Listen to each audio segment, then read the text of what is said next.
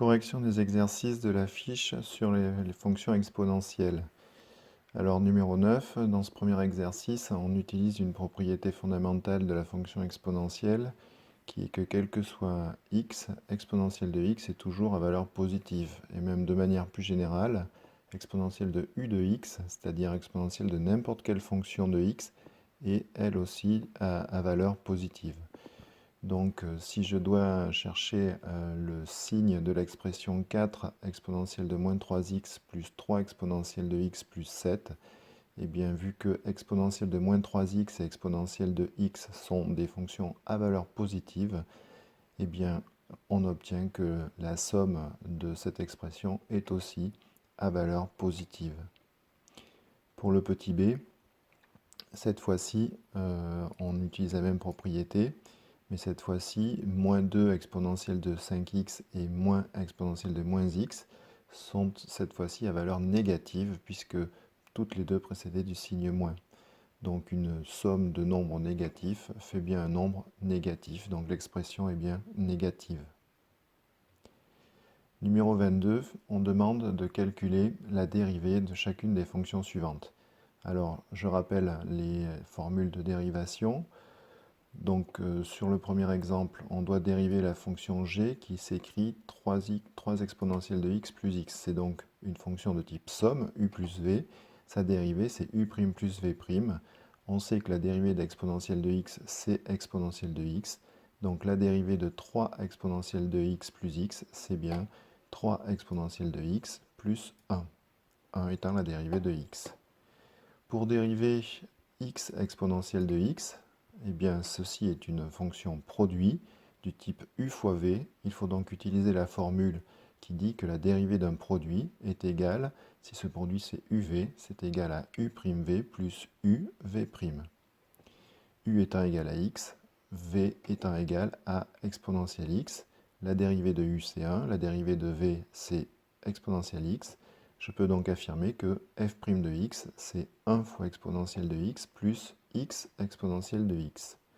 Bien sûr, je ne donne pas le résultat sous cette forme-là. Je le factorise tout de suite par exponentielle de x et j'obtiens exponentielle de x facteur de 1 plus x. Pourquoi faire ceci? L'idée de calculer une dérivée, c'est pas juste de calculer une dérivée, c'est d'étudier le signe de la fonction f.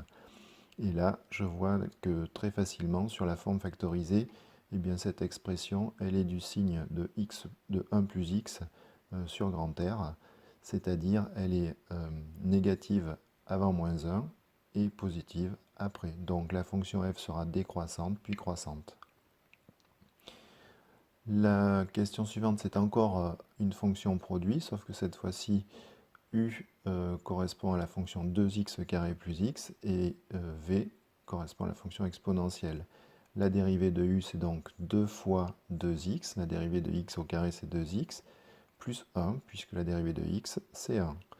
La dérivée d'exponentielle, c'est exponentielle, et j'applique la méthode précédente, c'est-à-dire la dérivée de u, soit 4x plus 1, fois la fonction v, exponentielle x, plus la fonction u, 2x carré plus x, fois exponentielle de x, c'est-à-dire la fonction v'.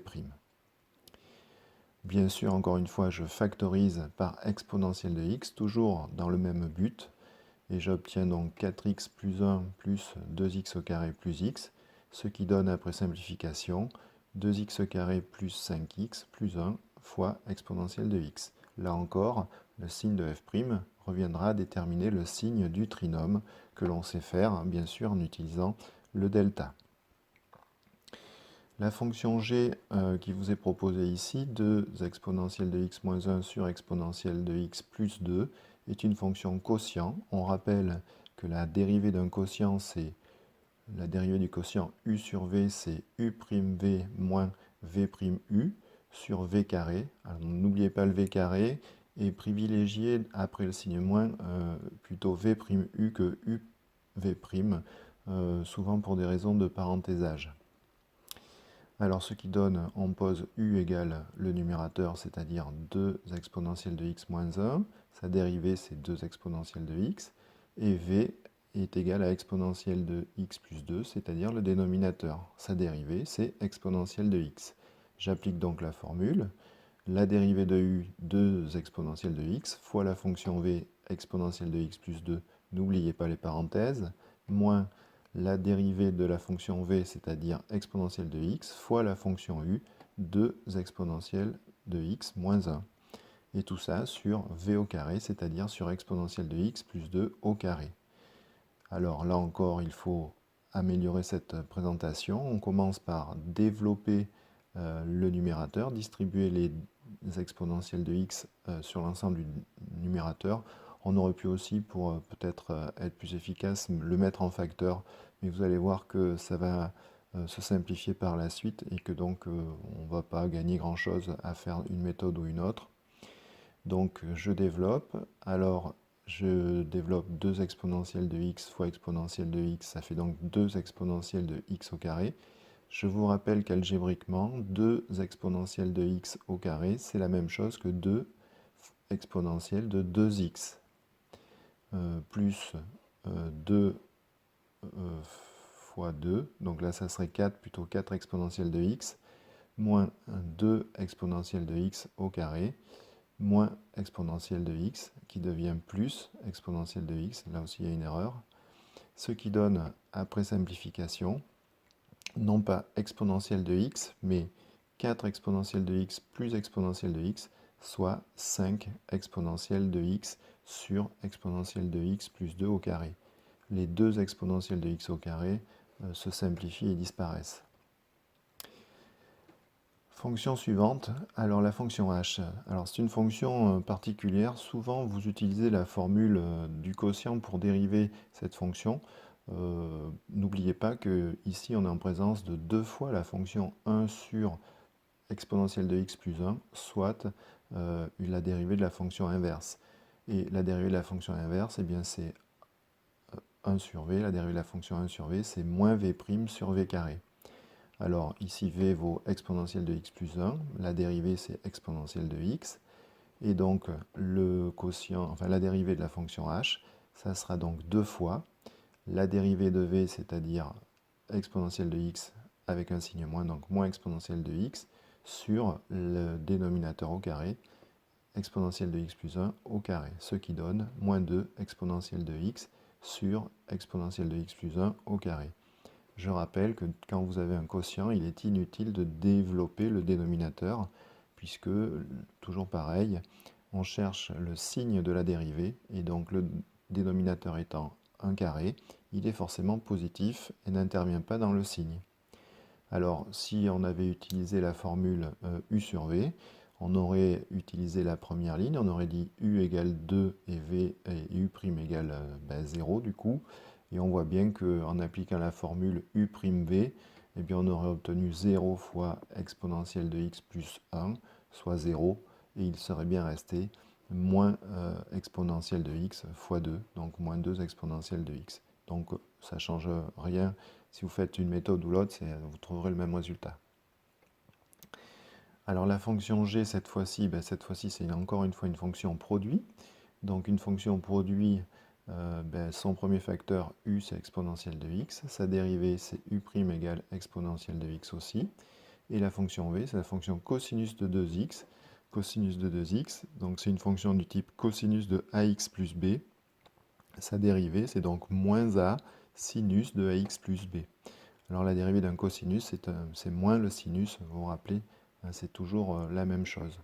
Alors j'applique ma formule, donc g' va être égal à u', c'est-à-dire exponentielle de x, fois v, cos 2x, plus u de x, c'est-à-dire exponentielle x, fois v', c'est-à-dire fois moins 2 sinus de 2x. Réintroduction des parenthèses pour ne pas avoir de conflit entre la soustraction et la multiplication. Là encore, je mets en facteur exponentielle de x et j'obtiens g' de x égale exponentielle de x facteur de cos 2x moins 2 sinus 2x. Alors numéro 31, on vous donne trois fonctions, f, g et h, dont les expressions sont données ci-dessous, et on vous demande dans un premier temps de calculer les fonctions de dérivée de chacune de ces fonctions. Alors f étant égal à moins 3x plus 2 plus exponentielle de x, eh bien sa dérivée, c'est une somme de fonctions dérivables, c'est donc moins 3 plus exponentielle de x. La fonction g, c'est x plus 2 plus exponentielle de x, pour les mêmes raisons. La dérivée de x plus 2, ça fait 1, et la dérivée d'exponentielle de x, ça fait exponentielle de x, donc g' égale 1 plus exponentielle de x. Troisième fonction, h, donc h' de x, eh bien si h de x c'est 3x plus 4 moins exponentielle de x, eh bien on peut affirmer que h' est égal à 3 moins exponentielle de x. Alors dans quel but on demandait de calculer ces fonctions dérivées? Eh bien l'idée était maintenant, à partir de la représentation graphique donnée sur l'exercice, il était demandé de reconnaître quelle courbe représentative correspondait à quelle fonction. Alors bien évidemment, on va utiliser les variations de nos trois fonctions pour déterminer qui est qui. Alors déjà, on peut identifier graphiquement que la fonction bleue, elle est strictement croissante. La fonction rouge, elle est croissante puis décroissante. Que la fonction verte, elle est décroissante puis croissante. Et donc on va essayer de retrouver ces informations-là sur l'étude des variations des trois fonctions que l'on va faire tout de suite. Alors, pour commencer, on va s'intéresser à la fonction f. Et on va chercher donc le signe de la fonction dérivée de la fonction f qui est moins 3 plus exponentielle de x. Alors par exemple, on cherche l'ensemble des valeurs de x pour lesquelles moins 3 plus exponentielle de x est supérieur à 0, ce qui équivaut à chercher les valeurs de x pour lesquelles exponentielle de x est supérieure à 3. Et en appliquant le fait que la fonction logarithme est une fonction croissante, eh bien le logarithme de l'exponentielle de x qui fait x est supérieur au logarithme de 3. Donc pour que la fonction f' soit positive, il faut que x soit supérieur à ln de 3, ce que je traduis dans le tableau par le tableau de signes que vous voyez. Alors bien évidemment, si x est supérieur à ln de 3, ben, f' de x est positif. On comprend bien que si x est inférieur à ln de 3, eh bien pour des raisons, pour des raisons équivalentes, on aura un signe qui sera négatif. Et donc notre première fonction f est la fonction qui est décroissante puis croissante, ce qui correspond à la fonction verte. Je recommence. Cette fois-ci, c'est plus simple. Pour la fonction g, qui a pour dérivée g' égale 1 plus exponentielle de x, eh bien 1 plus exponentielle de x est toujours positif, puisqu'on retrouve le premier exercice. L'exponentielle de x est une fonction à valeur positive, plus une constante positive. Le résultat est bien toujours positif. Donc la fonction g' étant positive, la fonction g est croissante sur son domaine de définition. On retrouve bien que ici c'est la fonction bleue, la représentation bleue, qui correspond à la fonction g. Et donc il ne reste plus qu'un choix possible, mais pour la fonction h, qui a pour dérivée 3 moins exponentielle de x, eh bien cherchons les valeurs de x pour lesquelles 3 moins exponentielle de x est strictement positif. Eh bien c'est équivalent à chercher les valeurs de x pour lesquelles 3 est supérieur à exponentielle de x. Alors, essayez de toujours placer la variable en x du côté où elle va être à valeur positive. On aurait pu très bien dire que moins exponentielle de x était supérieur à moins 3, mais après c'est dangereux parce que pour arriver à trouver x, il va falloir se débarrasser du signe moins, et on ne peut le faire qu'en divisant, et diviser par un nombre négatif, on y reviendra peut-être plus tard, eh bien ça revient à inverser le signe de comparaison, et donc ça crée toujours des soucis. Alors, résoudre 3 supérieur à exponentielle de x pour tout x, eh bien j'applique à nouveau la fonction logarithme aux deux membres de mon inéquation, et j'obtiens donc que logarithme de 3 est cette fois-ci supérieur à logarithme de exponentielle de x, autrement dit supérieur à x.